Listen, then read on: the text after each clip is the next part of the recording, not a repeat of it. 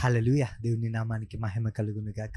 ఈరోజు పరిశుద్ధ గ్రంథము నుంచి దేవుని యొక్క మాటకు మనము విధేయత చూపించినట్లయితే మనము ఎలా ఆశీర్వదించబడతాం అనేటటువంటి విషయాన్ని మనం నేర్చుకుందాం.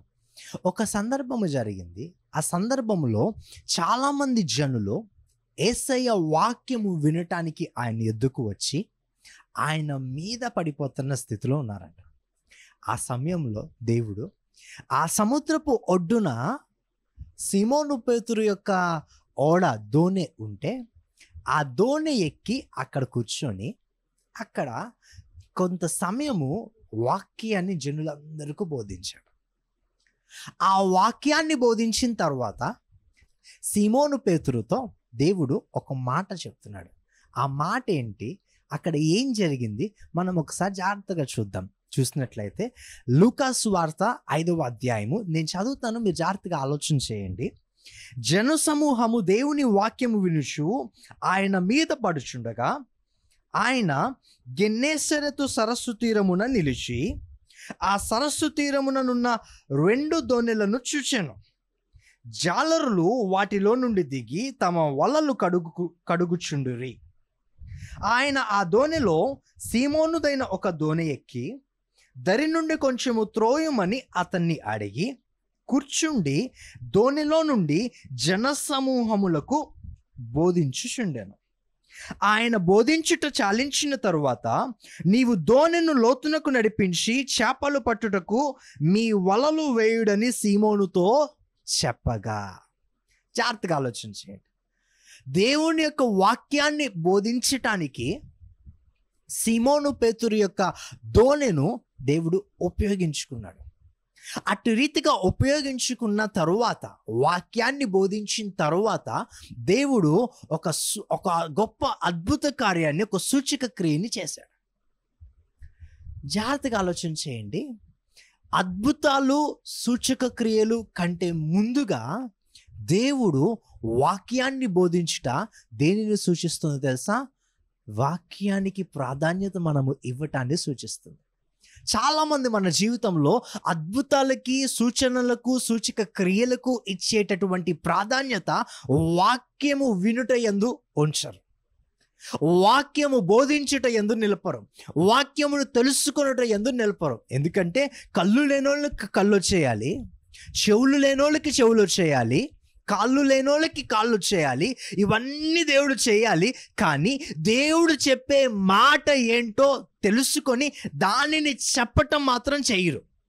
నేను అద్భుతాలను వ్యతిరేకించట్లా. దేవుడు ఇప్పటికీ ఈ కాలంలో కూడా అద్భుత కార్యాలు చేస్తాడు, చేస్తూనే ఉంటాడు. ఆది యందు ఉన్నటువంటి దేవుడే, పరిశుద్ధాత్మ దేవుడు ఇప్పుడు కూడా అద్భుతాలు చేస్తాడు. అర్థమవుతుందని చెప్తున్నమాట.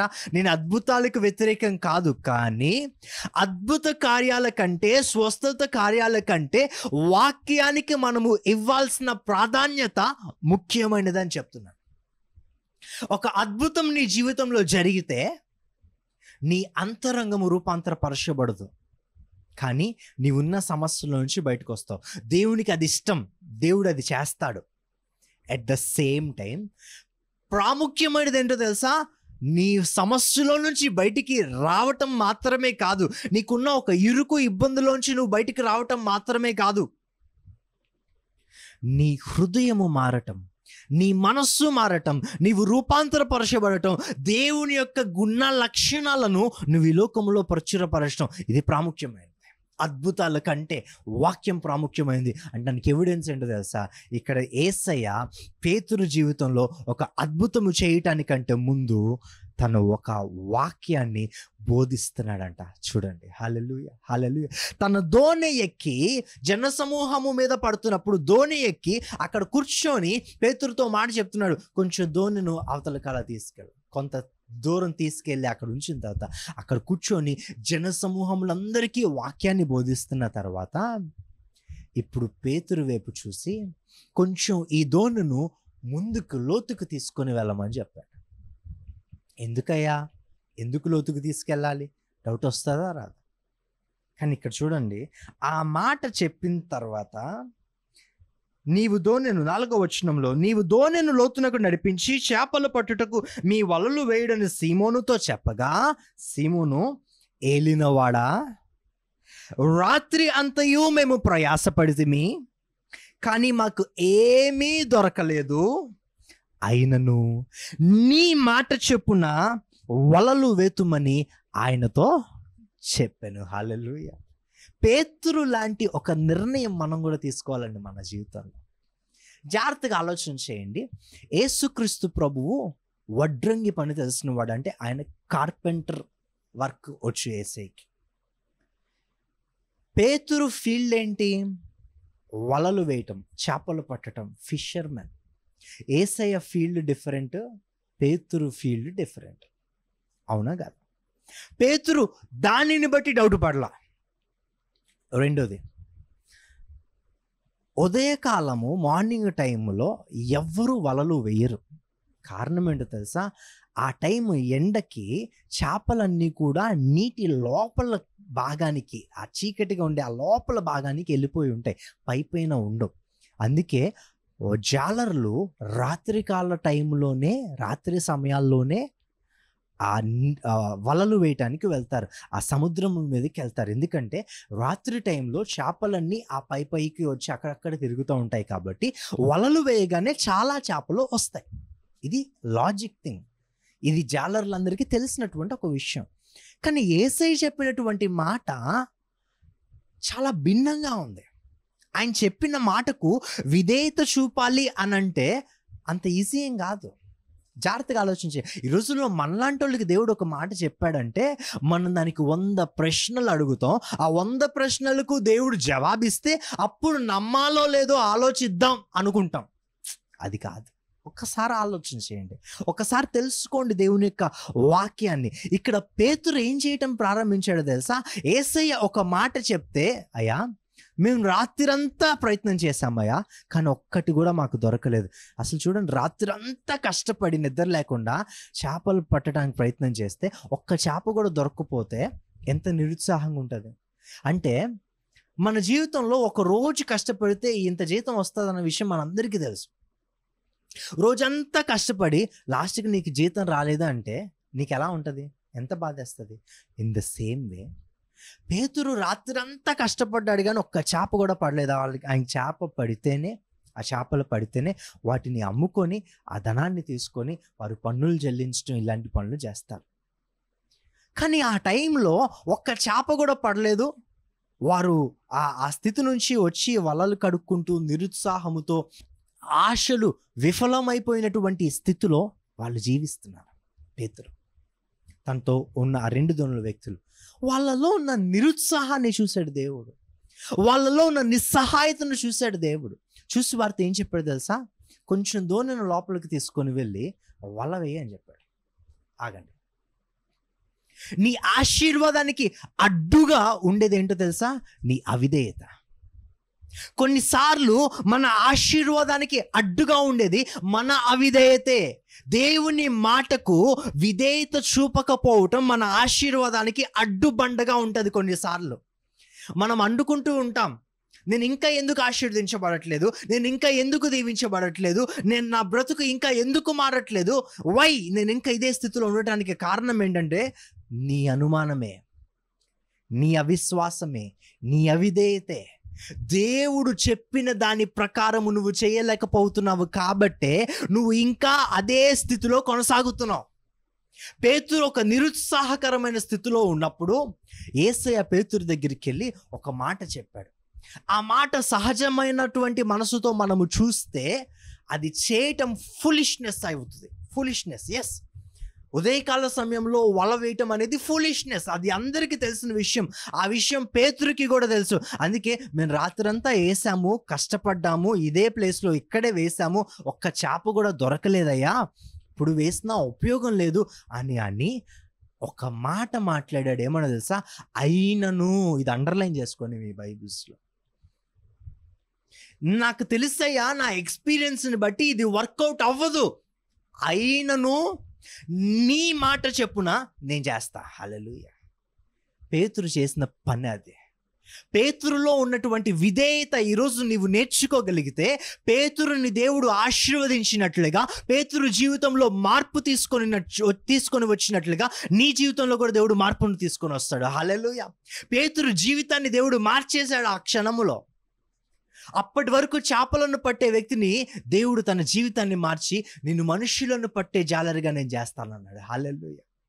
అప్పటి నుంచి పేతురు జీవితం మారింది, పేతురికి ఉద్యోగం మారింది. ఎలాగో తెలుసా? అప్పటి వరకు లోకం కోసం పనిచేశాడు, తన కోసం తను పనిచేసుకున్నాడు. ఆ క్షణము నుంచి దేవుని కోసం పనిచేసే వ్యక్తిగా మారాడు. హెవెన్లీ సిటిజన్లో ఒక ఉద్యోగం వచ్చింది. చెప్పాలంటే హెవెన్లీ కింగ్డమ్ ఆఫ్ గాడ్ నుంచి ఒక ఉద్యోగం వచ్చింది. రాజ్య సువార్తను ఈ లోకంలోనికి పంపించే విషయంలో ఒక పాత్ర ఇవ్వబడింది పేతురికి. జాగ్రత్తగా ఒకసారి ఆలోచన చేయండి. నీ విధేయత నేను ఏ స్థితిలోకి తీసుకుని వెళ్తాదో నువ్వు ఊహించను కూడా ఊహించలేవు. నీ విధేయత నీ జీవితాన్ని మారుస్తుంది. దేవుని మాటను బట్టి నువ్వు చేసే పని నీ జీవితంలో ఒక గొప్ప ఆశీర్వాదానికి మార్గాన్ని, ద్వారాన్ని తెరవబోతుంది. హల్లెలూయా, హల్లెలూయా.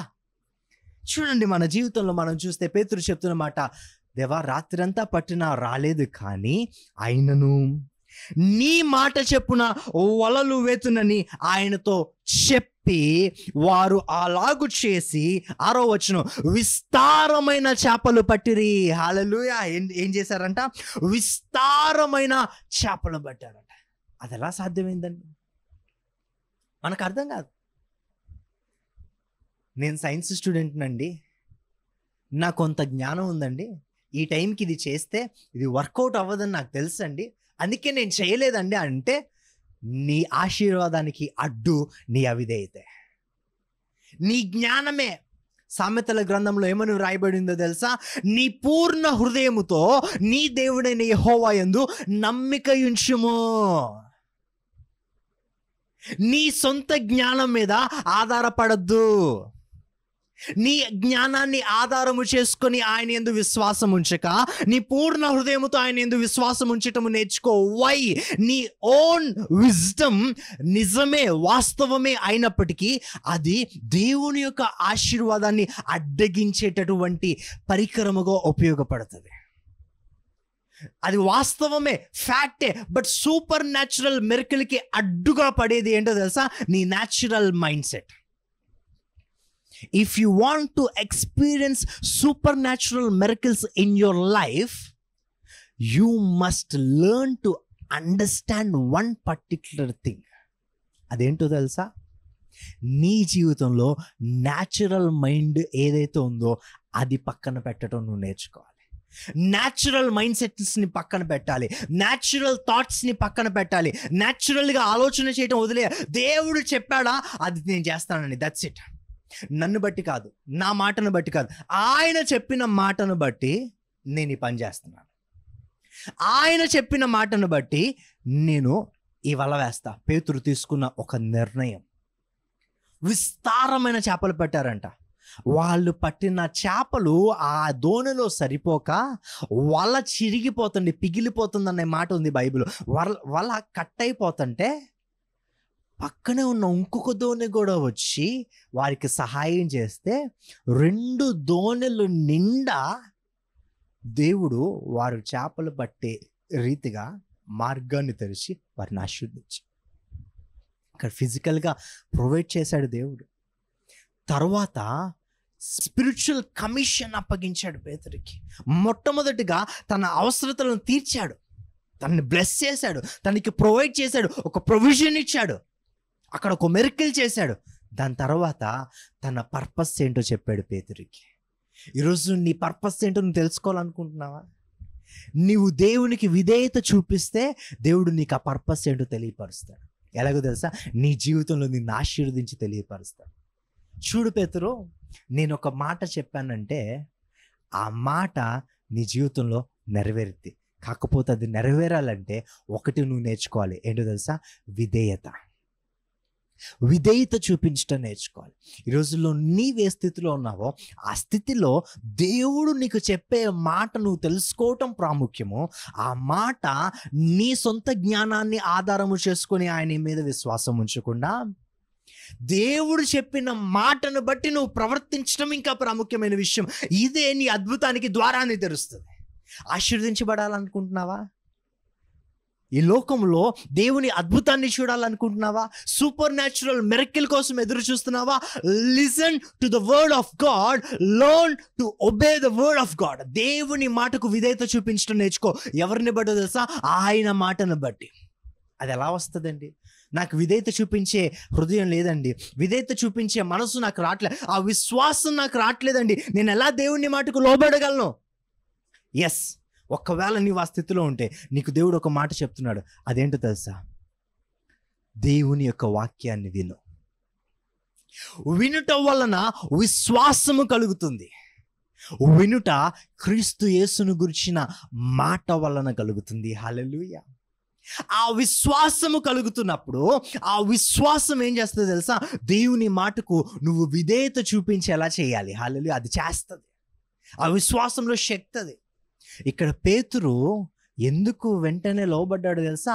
యేసయ్య జనులకు చెప్తున్నటువంటి బోధ వింటున్న వారిలో పేతురు కూడా ఉన్నాడు. అక్కడ తన ధోనినే ఇచ్చాడు, తన్నే ఆ ధోనిలో ఉన్నాడు, నుంచున్నాడు, ఆ మాటలన్నీ వింటున్నాడు. యేసయ్య బోధిస్తున్న బోధ వింటున్నప్పుడు ఒక ప్రత్యక్షత కలిగింది పేతురుకి. తన కన్నులు వెలిగించబడ్డాయి, తన హృదయం తెరవబడింది. ఆయన చూస్తున్నాడు, ఈయన నా ఏలినవాడు. పేతురు ఆ టైంలో గ్రహించాడు. లేకపోతే పేతురు ఆయన దగ్గరికి వచ్చి ఏమని మాట్లాడాడు తెలుసా? యేసయ్య ఆ మాట చెప్పినప్పుడు, ఏలినవాడా, రాత్రంతా మేము కష్టం అంటే ఏం గ్రహించాడు? హీ ఈజ్ ది లార్డ్, ఈయన ప్రభువు గుర్తించాడు పేతురు. ఒక ప్రత్యక్షత నీకు విశ్వాసాన్ని కలిగిస్తుంది. వాక్యం చదువుతున్నప్పుడు, యేసయ్యను గురించి వాక్యము వింటున్నప్పుడు, ఈ వినే వాక్యములో ఉన్న ప్రత్యక్షత నీకు విశ్వాసాన్ని కలిగిస్తుంది. ఆ విశ్వాసమును బట్టి నువ్వు విధేయత చూపించడం నేర్చుకుంటే ఆ విధేయత నీ యొక్క ఆశీర్వాదానికి ద్వారాన్ని తెరుస్తుంది. మనలో చాలామందికి ఆశీర్వదించబడటం ఇష్టం, మనలో చాలామందికి దీవించబడటం ఇష్టం, దేవుని నామానికి మహిమకరంగా మనము జీవించడం ఇష్టం. కానీ విధేయత చూపించే విషయం దగ్గరికి వస్తే మాత్రం అది చేయలేరు. అవునా కాదా? నిజమా కాదా? ఆలోచించి. అందుకే దేవుడు మనకి ఇచ్చిన వాగ్దానం ఏంటో తెలుసా?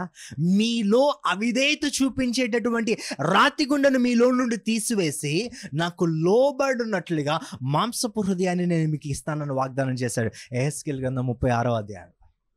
సో జాగ్రత్తగా ఆలోచించేయండి. లోబడేటటువంటి విధేయత చూపించేటటువంటి హృదయము మనకు కావాలి. ఎందుకంటే మనము ఆశీర్వదించబడటానికి అదొక ద్వారం తెలుస్తుంది. అబ్రహాం ఆశీర్వదించబడ్డాడు ఎందుకు తెలుసా? దేవుని మాటకు విధేయత చూపించాడు. అబ్రహాంతో దేవుడు చెప్పాడు, నీ తండ్రి ఇంటిని విడిచిపెట్టిరా, నీ ఆస్తిని విడిచిపెట్టురా, నువ్వు ఉన్న స్థలం నుంచి బయలుదేరు, నేను నిన్ను చూపించే ప్రాంతానికి వెళ్ళు. ఏ ప్రాంతానికి వెళ్ళాలో కూడా తెలియదు అబ్రహాంకి. నువ్వు జర్నీ స్టార్ట్ చేయమని చెప్పాడు. నువ్వు స్టార్ట్ చేస్తావా? అలాగా నువ్వు అలా బయలుదేరుతావా? దేవుడు జస్ట్ నీ దగ్గరికి వచ్చి నువ్వు సామాన్లు సర్దుకొని బయలుదేరు, నేను నిన్ను తీసుకెళ్లే ప్లేస్కి వెళ్ళు అని అంటే ఎక్కడికి వెళ్ళాలయ్యా? కనీసం బస్సు ఎక్కితే బస్సులో టికెట్ ఎక్కడికి వెళ్ళాలో చెప్పాలి కదా, ట్రైన్ ఎక్కాలంటే ట్రైన్లో టికెట్ ఎక్కడికి తీసుకెళ్లాలో చెప్పాలి కదా. పోనీ నా వెహికలే ఉంటే నేను ఆ వెహికల్లో ఏ డైరెక్షన్లో, ఏ వేలో, ఏటి గమ్యానికి, నా గమ్యం ఏంటో తెలియకుండా నేను అసలు ఈ ప్రయాణం ఎలా ప్రారంభిస్తానయ్యా అని అంటావా? అనవా? మనం అందరం అలాగే అంటాం. ఎందుకు? ఆ విశ్వాసం లేదు మనకి. కానీ యేసయ్య అబ్రహాముకు మాట చెప్పాడు, నువ్వు నీ తండ్రి ఇంటిని విడిచిపెట్టి నేను నీకు చూపించే దేశానికి రా. అంటే అర్థం ఏంటో తెలుసా?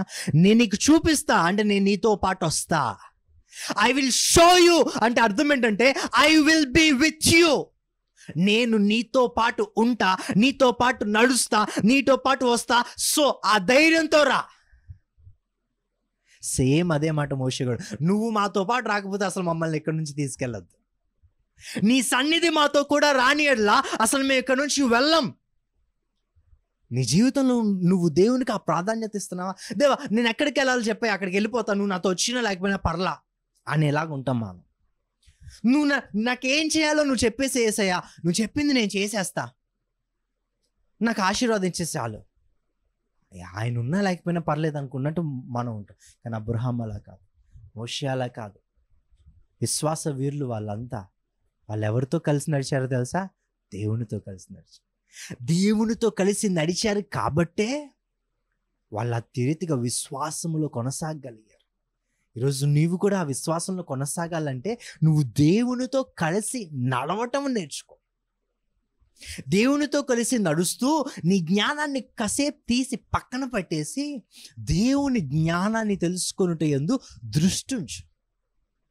నీ జ్ఞానాన్ని, నీ తెలివితేటల్ని, నీ ఆలోచనల్ని, నీ పరిజ్ఞానాన్ని అన్నిటినీ కాసేపు విడిచిపెట్టేసి, అయ్యా నీవు చెప్పు, నీ మాటను బట్టి నేను చేస్తా. నీ మాట చెప్పున నువ్వు వల వేయమంటే వల వేస్తా, వల వేయొద్దంటే వల వేయను. నువ్వు ఆ ప్రాంతానికి వెళ్ళమంటే వెళ్తా, వెళ్ళొద్దంటే వెళ్ళను. ఇస్సాకు దేవుడు ఒక మాట చెప్పాడు, నువ్వు కరువు వచ్చినా ఇదే ప్లేస్లో ఉండు. అయ్యా తినటానికి ఆహారం లేదన్నాడు ఇస్సాకు? లేదు. సరే కరువు వచ్చినా ఇదే ప్లేస్లో ఉంటా, మరి ఏం చేయాలి? ఇక్కడ ఉండి అదే ఎండిపోయిన భూమిలో విత్తనం విత్తన్నాడు. అయ్యా ఏంటయ్యా ఇది నువ్వేనా చెప్పేది? ఇది ఎలా సాధ్యమే? నువ్వు విత్తవయ్యా. విత్తాడు ఇస్సాకు. ఏం చేశాడు? 100 పంట కోసాడు. ఎక్కడ? కరువు వచ్చిన ప్రాంతంలో విత్తనం విత్తి 100 పంట కోసాడు ఇస్సాకు. నీకేమైంది? ఇన్ని ఉదాహరణలు పరిశుద్ధ గ్రంథంలో దేవుని మాటకు విధేయత చూపిస్తే ఎన్ని ఆశీర్వాదాలు మనం పొందుకుంటామో లేఖనమందు రాయబడి ఉంటే మనం ఏం చేయటం నేర్చుకుంటున్నాం తెలుసా? ఇప్పటివరకు బైబిల్ చదివి, ఓహో ఇలా దేవుడు ఆ వ్యక్తి జీవితంలో అద్భుతం చేశాడనమాట, వెరీ గుడ్, దేవుడు గొప్ప దేవుడు. దేవుడు గొప్ప దేవుడు అని దేవుడు గొప్ప దేవుడని ఎవరో జీవితంలో చేసే అద్భుతాన్ని బట్టి నువ్వు తెలుసుకోవటం కాదు, నీ జీవితంలో చేసే అద్భుతాన్ని బట్టి నువ్వు తెలుసుకోవాలి. హల్లెలూయా. ఎవరినో స్వస్థపరిస్తే దాన్ని బట్టి దేవుడు స్వస్థపరిచేవాడు అన్నమాట అని తెలుసుకోవటాన్ని బట్టి కాదు, ఆ స్వస్థత నువ్వు పొందుకొని నువ్వు రుచి చూసి దేవుడు స్వస్థపరిచేవాడని నువ్వు తెలుసుకోవాలి. అది దేవుని ఉద్దేశం. హల్లెలూయా. దేవుని ప్రణాళిక అది. దేవుని వాక్యం ఏమని మనతో మాట్లాడుతుందో తెలుసా? రుచి చూచి యెహోవా ఉత్తముడు అనే విషయాన్ని నువ్వు తెలుసుకో. Taste and see that the lord is good. తెలుసా? రుచి చూసావు ఎప్పుడన్నా దేవుణ్ణి? అనుభవపూర్వకంగా దేవుని తెలుసుకున్నావా? అనుభవపూర్వకంగా దేవుని గొప్పతనం తెలుసుకున్నావా? అనుభవపూర్వకంగా దేవుని పరిశుద్ధతను చూసావా? అనుభవపూర్వకముగా ఆయన కృపను చూసావా? ఆయన జాలిని కనుగొన్నావా? ఆయన కనికరాన్ని రుచి చూసావా? ఒకవేళ ఏం చూడకపోతే వాక్యంతో ఎక్కువ సమయం గడుపు. ఈ వాక్యం ఏం చేస్తుందో తెలుసా? నీ ఉన్న స్థితిలో నీ జీవితాన్ని మార్చే ఒక మాట నీకు ఇస్తుంది. ఎందుకంటే వాక్యం సజీవమైనది. ఈ వాక్యం మనతో మాట్లాడుతుంది. ఈ మాట నీకు ఇచ్చినప్పుడు నీకు ఇయ్యబడిన మాటకు విధేయత చూపించడం నేర్చుకో. ఆ విధేయత ఏం చేస్తుంది తెలుసా? నీ జీవితంలో ఆశీర్వాదాన్ని నీకు అనుగ్రహిస్తుంది. హల్లెలూయా, హల్లెలూయా. అట్టి ఆశీర్వాదాన్ని నువ్వు పొందుకోవాలంటే నీ జీవితంలో అట్టి రీతిగా నువ్వు ఆశీర్వదించబడి దేవుని నామానికి మహిమకరంగా ఉండాలంటే, నీవే అద్భుతం చూడాలంటే నీ జీవితంలో విధేయత కావాలి. పేతురు లాంటి విధేయత కలిగిన చదవండి ఈ వచనం అధ్యాయం అంతా మీరు చూస్తే పేతురు అంటున్నాడు, అయ్యా నేను పాపిని. ఆ అద్భుతం చూసి పేతురులో ఒక రియలైజేషన్ వచ్చింది. ఏమని మాట్లాడుతున్నాడో తెలుసా? యేసు మోకాళ్ళ ఎదుట సాగిలపడి, ప్రభువా నన్ను విడిచిపోము, నేను పాపాత్ముడను అని చెప్పాడంట. ఫస్ట్ ఏం రియలైజ్ అయ్యాడు? అయ్యా నీవు పరిశుద్ధుడవు, నువ్వు గొప్పవాడివయ్యా, నువ్వు నన్ను విడిచిపెళ్ళిపో, ఎందుకంటే నేను పాపాత్ముడిని. నా స్థితి నాకు తెలుసు. మనం రియలైజ్ అవుతాం దేవుడు చేసిన కార్యం మనం చూసినప్పుడు. రియలైజ్ అయిన తర్వాత దేవుడు చెప్పిన మాట ఏంటో తెలుసా? అందుకు యేసు, భయపడకుము, ఇప్పటి నుండి నిన్ను మనుషులను పట్టే వ్యక్తిగా నేను ఉంచుతాను. చూడండి ఆ మాట 10వ వచనంలో, భయపడకుము, ఇప్పటి నుండి నీవు మనుషులను పట్టువాడవై యుందు అని సీమోనుతో చెప్పాను. వారు దోణెలను దరికి చేర్చి సమస్తమును విడిచిపెట్టి ఆయనను వెంబడించిరి. హల్లెలూయా. ఇది మార్పు. ఆశీర్వదించబడ్డాడు కదా, ఆ ఆశీర్వాదాన్ని పొందుకున్నాడు కదా, ఆ ఆశీర్వాదాన్ని అంతటినీ తీసుకొని ఇంటికి వెళ్ళలేదు ఆయన. అప్పటి నుంచి సమస్తాన్ని విడిచిపెట్టి యేసుని వెంబడించడం నేర్చుకున్నాడు. ఆశీర్వాదాన్ని పొందుకొని చాలామంది ఆశీర్వదించిన దేవుణ్ణి వదిలేస్తారు. ఉద్యోగం దేవుడే ఇస్తాడండి. కానీ ఉద్యోగం పొందుకున్న దగ్గర నుంచి మందిరానికి వెళ్ళటం కూడా మానేస్తారు. ఉద్యోగం ఇచ్చింది దేవుడే, మార్గం తెరిచింది దేవుడే, నీ కొరకు అద్భుతాన్ని చేసింది దేవుడే. కానీ అది పొందుకున్న దగ్గర నుంచి దేవుణ్ణి వదిలిపెట్టేసి దానిలో మునిగిపోతూ ఉంటారు. కానీ పేతురు అలా చేయలే. ఆశీర్వాదాన్ని పట్టుకొని వేలాడలా, ఆశీర్వదించిన దేవుణ్ణి వెంబడించటం నేర్చుకున్నాడు. హల్లెలూయా. నీవు నేను అది నేర్చుకోవాలి, అది ముఖ్యము, అది దేవుని ఉద్దేశం. మనల్ని ఆశీర్వదించడం దేవునికి పెద్ద పని కాదండి. మనల్ని ఆశీర్వదించేసిన తర్వాత ఆ ఆశీర్వాదాన్ని అంతటినీ మనం పొందుకొని దేవుణ్ణి విడిచిపెట్టేసి మనం నశించిపోయే మార్గంలోకి వెళ్ళిపోతాం. అందుకే దేవుడు కొన్నిసార్లు నిదానంగా మనకు కొన్ని నేర్పించి మనల్ని ఆశీర్వదిస్తాడు. నువ్వు దేవుణ్ణి విడిచిపెట్టేస్తావని దేవునికి తెలుసు కాబట్టి నిదానంగా మనల్ని ఆశీర్వదిస్తాడు, కొన్ని విషయాలు నేర్పించి ఆశీర్వదిస్తాడు, మన క్యారెక్టర్ని డెవలప్ చేసి మనల్ని ఆశీర్వదిస్తాడు. ఒకవేళ పేతురులాగా నువ్వు నిన్ను ఆశీర్వదించినా సరే నువ్వు దేవుణ్ణే పట్టుకుంటావు అని తెలిస్తే వెంటనే ఆశీర్వదిస్తాడు. హల్లెలూయా. ఎలా ఉన్నావు నువ్వు ఏ స్థితిలో ఉన్నావు ఒకసారి చూసుకో, ఒకసారి నిన్ను నువ్వు పరిశీలన చేసుకో. ఆశీర్వదించబడుతున్న స్థితిలో ఉన్నావా? ఆశీర్వదించబడాలి అనే ఆశతో ఉండి ఆశీర్వదించబడగానే దేవుణ్ణి విడిచిపెట్టేసే స్థితిలో ఉన్నావా?